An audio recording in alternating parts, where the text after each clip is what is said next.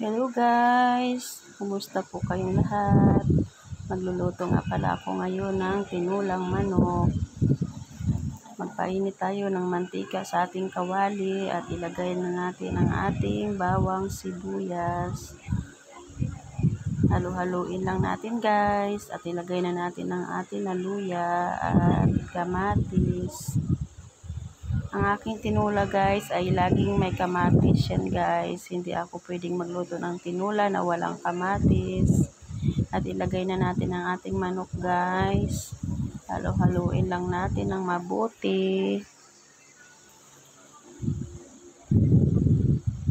At ating takpan. Para ma-absorb niya guys ang lasa sa manok guys. Ayan, halo-haloin lang natin mabuti guys at ating lagyan ng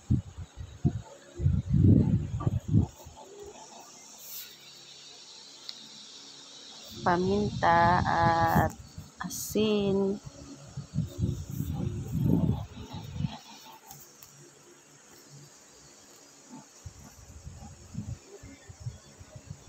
Halo-haloin lang guys ng mabuti guys.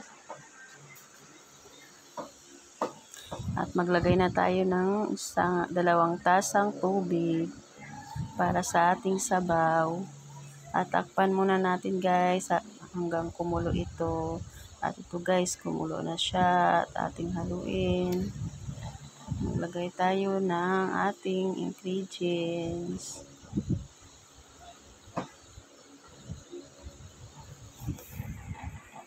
Lagay na natin ang ating sayote guys. Medyo na malambot na yung ating manok dyan.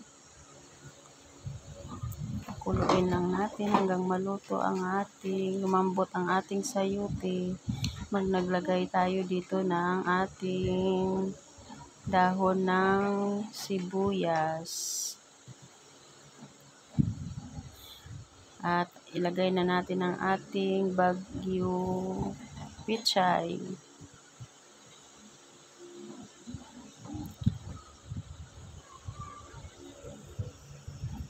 Ganyan lang guys ang aking simple na recipe sa aking tinulang manok guys. Madali lang siyang lutuin. Maraming salamat guys sa inyong panonood, sa walang sawang panonood sa aking mga video. Thank you so much. Ingat kayo palagi guys.